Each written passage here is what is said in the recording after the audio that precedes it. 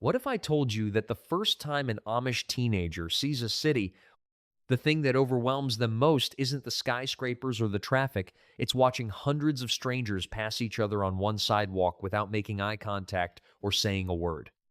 The first thing they notice, it is rarely what they expected. Most Amish teenagers visit a city for the first time during Rumspringa, the period beginning around age 16 when young people are given freedom to explore before deciding whether to be baptized into the church. They have heard descriptions, some have seen photographs, a few have glimpsed distant skylines from a hired van. But none of that prepares them for stepping onto a city street and having the world come at them from every direction at once. Where they come from. To understand the reaction, you have to understand what they're coming from. An Amish teenager raised in Lancaster County, Pennsylvania, or Holmes County, Ohio, has grown up inside one of the quietest and most visually consistent environments in North America. The loudest regular sound in their daily life is likely a diesel generator, a horse, or a screen door. The tallest structure they pass regularly is a barn or a grain silo. Every person they encounter on the road knows their name, their family, and probably their grandfather. The world they are leaving, even temporarily, is one built entirely around the familiar. The noise hits first. Before they see much of anything, they hear it. Former Amish who left their communities as teenagers consistently describe the same first experience of a city. The noise, not just traffic, though the density of it is jarring enough, but the layered, unrelenting quality of it. Car horns, construction equipment, music bleeding from storefronts, voices in languages they don't recognize, a siren somewhere in the distance that doesn't stop as quickly as they expect. One former Amish woman described electric lights as physically hurting her eyes the first time she walked into a brightly lit store. Another said she was frightened by a hairdryer because of the noise it made, having never encountered one before. The city's baseline volume, its constant hum of machinery and human activity, is something most people raised inside it stopped noticing years ago. For someone from a farm where evenings are genuinely silent, it is a wall. Things that make no sense. The physical infrastructure of a city requires knowledge that an Amish teenager simply does not have yet. Traffic signals seem obvious to anyone raised among them, but to someone encountering them for the first time, the logic of when to cross, when to wait, and what each color means in practice is not self-evident. Escalators present a similar problem, requiring a specific timing of when to step on that nobody teaches out loud because most people learned it as young children. Revolving doors, elevator buttons, parking meters, self-checkout machines, ATMs, each one is a small system with rules that city dwellers absorbed without noticing and that an Amish teenager must decode in real time, often while surrounded by crowds of people who assume everyone already knows how these things work. The confusion is genuine, not performance, and it is one of the most disorienting parts of the first city visit reported by former Amish who later described the experience. The strangers who don't speak. This is the detail that comes up most often when former Amish describe their first city experience, more than the buildings, more than the technology, more than anything else they encountered. In an Amish community, you do not pass someone on a road or in a store without acknowledging them. A nod, a greeting, some form of recognition that another human being is present. It is not optional, and it is not considered unusual. It is simply what people do. In a city, nobody does this. Pedestrians move past each other by the hundreds on a single block without a glance, eyes forward, expressions neutral, each person sealed inside their own momentum. For an Amish teenager watching this for the first time, it doesn't read as rudeness exactly, but as something stranger than rudeness, a kind of voluntary blindness, hundreds of people choosing together not to see each other at all. Several former Amish have described this specific observation as the most unsettling thing they encountered, more unsettling even than the noise or the scale, what quietly impresses them. Not everything about a city lands as a shock or a discomfort. There are things that impress an Amish teenager on a first visit, sometimes deeply, even if they don't say so immediately. The sheer variety of food available in one place tends to stop them cold. Markets, restaurants, food courts stacked with options from cuisines they have never encountered, often at prices they didn't expect. The scale of hardware and supply stores genuinely impresses those who come from farming backgrounds, since the range of tools and materials available under one roof far exceeds anything accessible in their own community. Some are quietly struck by how efficiently the city moves large numbers of people, by bridges, by tunnels, by the choreography of a busy intersection functioning without anyone directing it.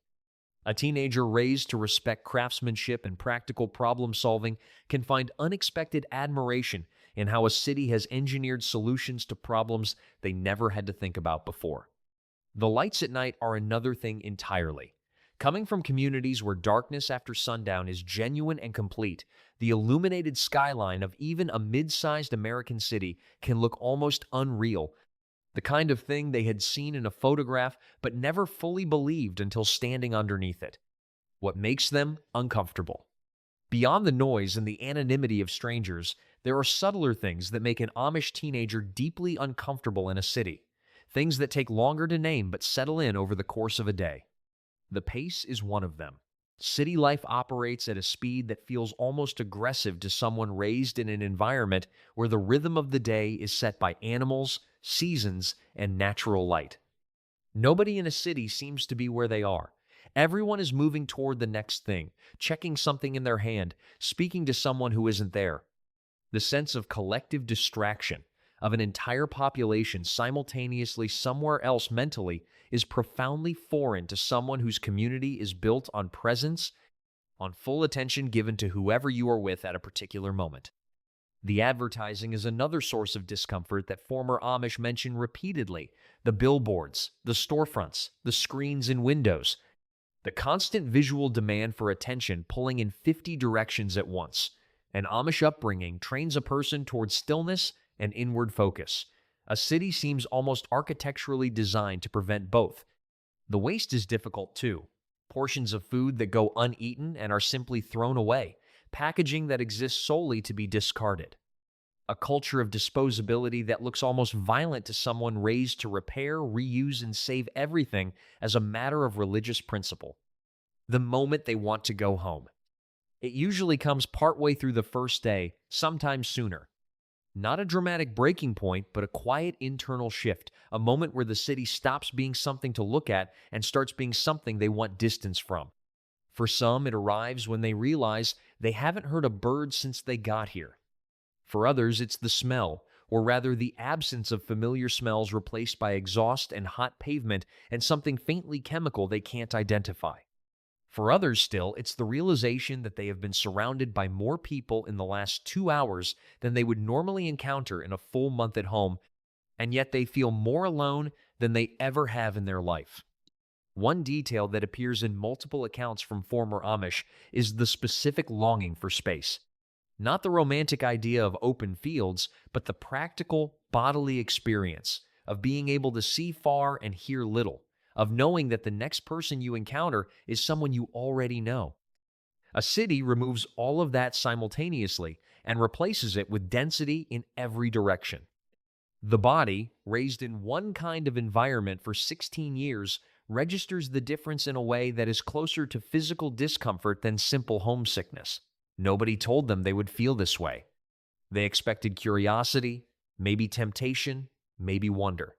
They did not expect to feel, by mid-afternoon, like they were pressing against a glass wall between themselves and everything around them. What they carry back with them. They don't come home empty-handed, even when they come home shaken.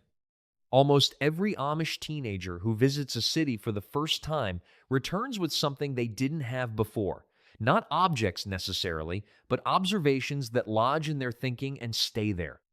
Some come back with a deeper appreciation for silence, not the abstract idea of it, but the specific, irreplaceable quality of a morning with no traffic, no sirens, no strangers' voices.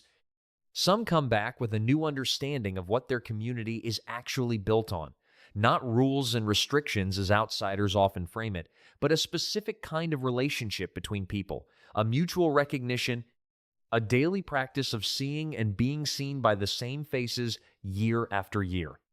Some come back with a genuine admiration for things the city does well, particularly around food variety, medical access, and the sheer efficiency of infrastructure that allows millions of people to coexist in a small physical space.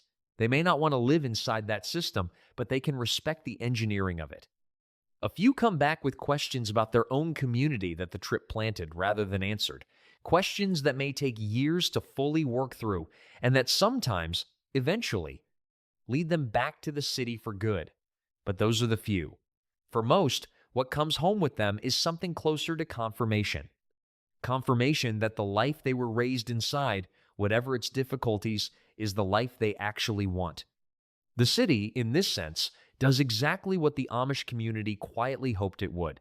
It shows a teenager the alternative clearly enough that the choice to go home becomes something they make with their eyes open. Why most of them choose to stay Amish. The number is striking no matter how many times you encounter it.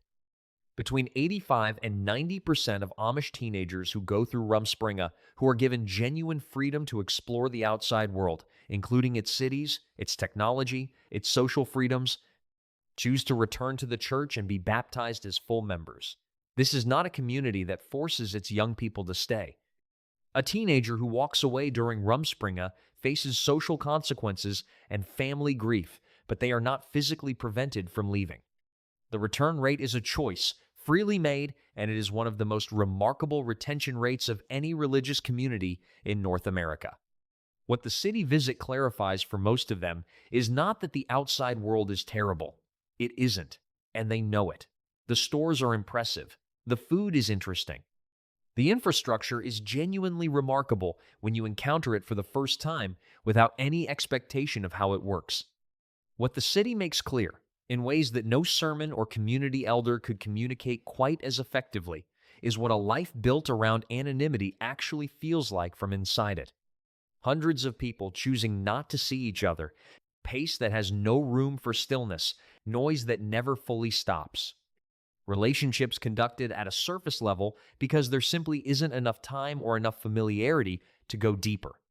Compared to that, the Amish life that once felt like a series of restrictions begins to look, from a city sidewalk, like something else entirely.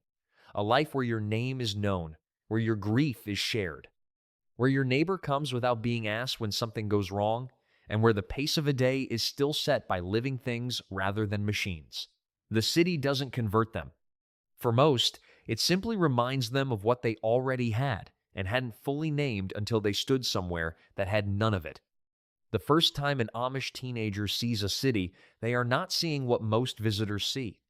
They are not comparing it to another city, or measuring it against a movie version, or approaching it with the comfortable assumption that they already know how it works.